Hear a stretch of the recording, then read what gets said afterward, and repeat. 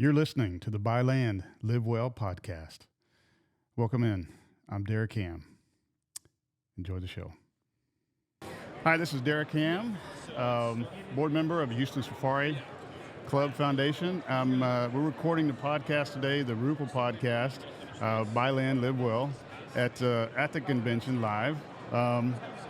We've got quite a few people that we've brought on the show, but you know, one of the more important people, I'd like to say, it's sitting with me now, is board president, Houston Safari Club Foundation, Monica Williamson. Monica, welcome. Thank you, Derek. How are nice you? to be here. Thank you very much. How are things going so far? I mean, you just came from the Gazelles, right? I came from the Gazelles. It was a blowout like always. Yep. Good attendance, nice silent auction, good live auction. Lots of ladies happy. I have heard. Open bar. I have heard that is one of the most premier events. It is. Here. It's the best kept secret. You know, us girls keep it all to ourselves. You But do. actually, there are more men there now than there ever have been because they figured it out. Right. Yeah. No, I've heard that. And had I not been running around doing interviews and talking or whatever, I definitely would have been there too. Yeah. So It's fun. It's fun. It's a fun event. yes, it is. A good time every year. So, you know, we did have a little change this year. We moved from downtown to the Woodlands. Yes. And I would say, just like when I was talking to James earlier, I would say people are happier. People are more relaxed. Yeah. It's just it's a different atmosphere. It's a different vibe, and it kind of feels like home sweet home since we were here before we went down to the George R. Brown. Sure. It's cozier here. It's more compact. I think we get a good crowd anymore in here because the Woodlands has grown so much since we were here like 5 years ago. So we did a lot of marketing and outreach trying to get people in. So hopefully it's good for all the exhibitors. Hopefully they're all happy. Yeah, no, everybody that I've talked to, they seem to be very happy. Yeah. And, you know, they have no reason to lie to me, so. No, it was a sold-out show since September with a wait list of exhibitors trying to get in. Right. So maybe it's too early of a question to ask, but, I mean, are we already thinking next year we're going to try and expand a little here? Or I don't know how much room we've got, or is that too early? Is that an unfair question right now? Well, I think it's definitely something that's on the table and something we're looking at and trying to figure out what we could do and what we couldn't do. So there are some options that we have, but not a lot of options. You know, the problem is Houston doesn't have a medium-sized convention center. Right. We have either the Woodlands hotel-type convention size or we have George R. Brown huge convention size, which we don't fill up, and then we're kind of like the small fish there, where here we're like the big fish. Right, and right. it's a lot better to be the big fish. I think so too. Well, that and things can get too big, I think. Yeah. And then you lose that personality and that the resourcefulness, and you know, because I mean our staff, for instance, you know, if you need something, if you want to ask a question, I mean, before I was even a member years ago, I remember sending a question and Joe Bitard sending me just answering my question, and of course he said, well, it'd be even better if you joined and then come to our events, exactly. you know. But yeah, we got the best staff in the world. We do. They're very qualified. They're very great at what they do. Like they're very detail oriented, which is exactly what you need on something like this. Very much. Someone so. dotting the I's and crossing the T's. So being board president, that's an immense responsibility, you know, and you know, we've got a great board, right? We do. We have. I'm very lucky. We have some. I agree. Me coming in just recently, you know, I didn't know what to expect, but the passion is there in the room, and I think that's the most important thing, is that passion. There's, you know, people are going to disagree about things, and that's good. And that's fine. Because, we can all agree to disagree, well, you know, but we're all working for the same goal, right? Which makes it work. We're gonna. To me, it doesn't matter agree or disagree. We're going to end up in the right spot. Exactly. It's just going to work out that way. Yeah, because we all care and we all want what's best for the club. Right. So. Right. So far, has it been what you thought? Is more work, less work, more satisfying than? Oh, it's very satisfying. I love it, and I love just getting to meet even more people than I already knew. Right. And it's nice to get to actually meet all the exhibitors and stuff and go around and talk to them and hear how they feel about the show. Sure. It's a lot more work than I ever thought it would be. Yeah. It's like having a small company, or even a big company. It's like being like the chairman of the board of a big company. Right. And I mean, I'm like just amazed at all the decisions you have to make. Sure. You know? And this is not a paid position. No, this it's volunteer. is volunteer. I got a real job. So right. Yeah, you and I both. We all do. Right. Right. So, yeah, I mean, that's what makes it so impressive, that you're able to, the other past presidents just have been able to handle so much. And I'll just tell you personally, I really appreciate you. Yeah, well, thank doing you. I that appreciate you being here too. I mean, you've been a great addition to the board this year. I Thank just you. was raised that you can't just take from society. You have to give back. I agree. And it's way more fun when you give back with something that you're passionate about. Right. And so I've raised my daughter like that. She volunteers too. So I just, and I always tell people, if you want to be part of the club, the best way to get anything out of it is to be active. Right. Because you're not going to feel like you're a part of it until you're active. Right. I've always thought if if you're okay, your family's okay, financially, all Right. that, it's time to give. Yeah. Take care of yours, but then it's time to help others. Exactly. And time to, be a part of something that's bigger than you, that you can make an impact in. And I think right. being a part of Houston Safari Club Foundation it's something you can see the impact Oh, of absolutely. being a member. Absolutely. The money that we raise that goes for scholarships for kids working on their master programs in, wildlife and conservation and research management of animals. Right. That's just huge Yep. and makes such a huge, huge difference. Yeah, that's kind of what I wanted to touch on is, the convention is obviously, it's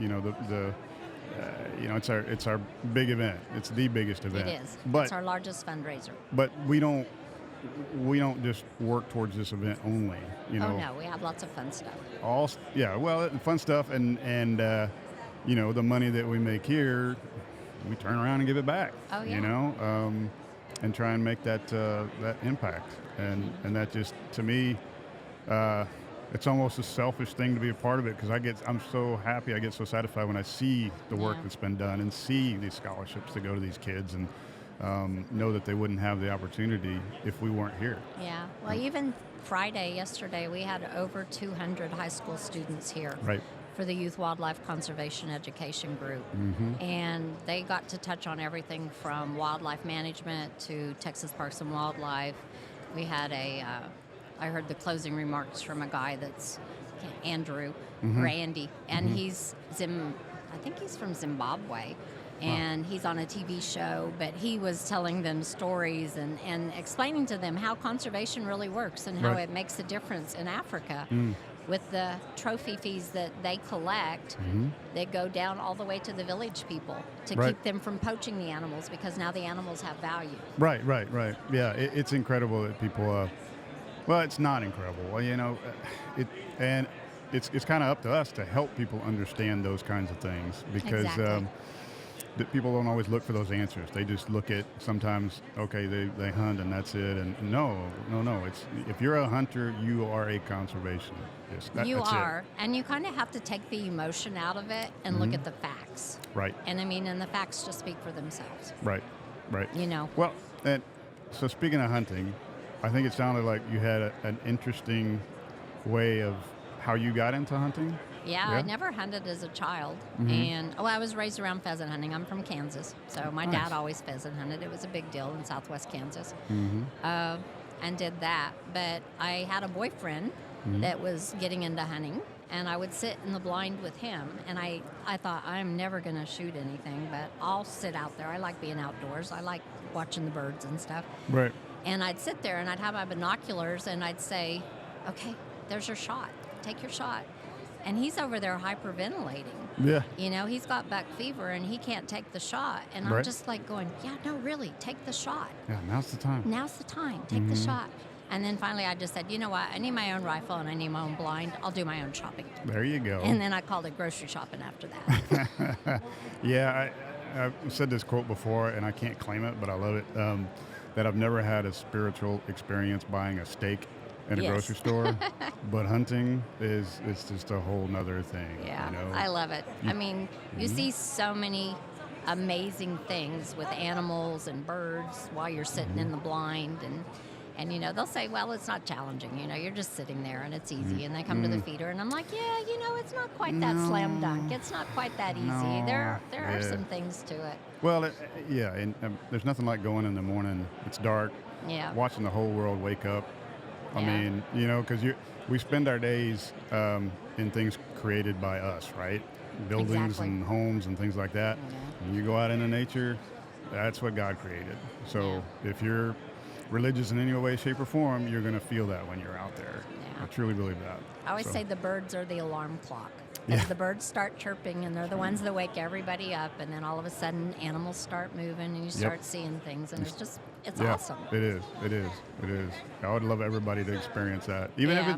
if it's just being out there. Yeah. You know, not necessarily pulling the trigger, but just being out there. No, I've taken a few people out that it's the same type thing where, you know, at the range they could hit anything. Yeah. Right, and then they're I'm ready to go hunt. And I'm like, okay, well here's the deal. When you see that animal, it's going to be different. It's Yeah. not a piece of paper. Right. And they think, oh yeah, it's fine. And then they get out there, and then you see the gun going like this, and you know, one guy had to say, let's pull the gun back in. You know, we're going to talk about this. But you know what? To me, that's a great thing, because yeah. if you feel nothing, Right. then you know. Yeah. probably You have to get excited. Yeah, you know, and that emotion. I mean, you're taking, you know, yeah. So, I've always said, I say, if I'm not nervous, then something's wrong, because I should be. You know, you're supposed Yeah. to know your weapon and know all that kind of stuff. So I love taking women hunting, and I've Yep. taken lots of girls over to South Africa that have never hunted before, and I've taken them in South Texas hunting before too, for like their first whitetail and stuff. And I love doing that. I love helping them experience and go through that whole emotion of it. And, Sure.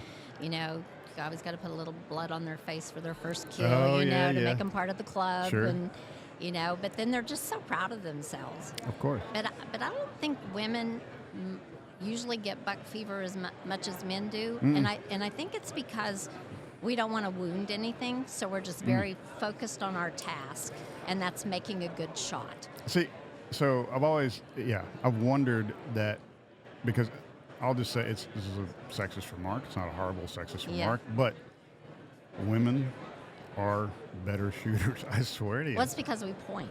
Right. We're always pointing. You're at always things. We're pointing, pointing yeah. and telling you guys where to go. Go over there. Do yeah. that. No, somebody told me once, it's like, because we're cold-blooded, that's it. We're just, Yeah, well, you we know, kinda are cold-blooded, part too. reptilian, you know. I was like, well, Could be. no, Could but be. I think so. I think that's what I see. I think you it's know. we just don't want to wound something. We don't Sure. ever want anybody or anything to suffer No, needlessly. yeah. So we're just very focused on making a good Sure. harvest shot. Sure. You know, Sure. So, you excited about tonight? I'm very excited about tonight. All Gala except for coming up? public speaking, but you know, I'll get through that too. Well, you're doing great here. Just look at it the same way, right? Yeah, you know, yeah. I mean, I'll just find you in the audience and look there at you you. go. Everybody is there, and are happy to see you up there talking. Yeah, So just know that. It's fun, and I have some good surprises tonight, so it'll Good. be fun. Good. It'll be fun. Well, I can't wait for it. I know the auction is going to be off the charts. Yeah, we had a good Unbelievable, auction so- last night. Gazelles had a good auction at lunch, so Good. I think tonight will be really big. So Fantastic. Well, thank you so much for spending some time with us right here. I know thank you you've for got doing this. Thank you for having me. Yes, ma'am. I know you gotta run. You gotta get to some things. I got to go practice. Busy practice. Busy.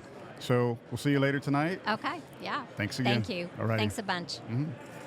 Thanks again for listening to the interview with Monica Williamson. This is Derek Ham.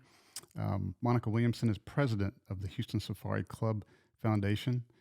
To find out even more information, please look us up, and I say we because I'm a lifetime member, at wehuntwegive.org.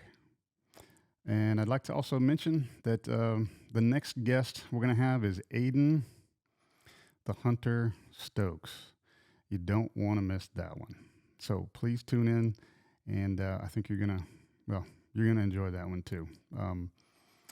He's an amazing kid, and I'll just leave it at that. You got to listen to it. So thanks very much, and we'll see you next time.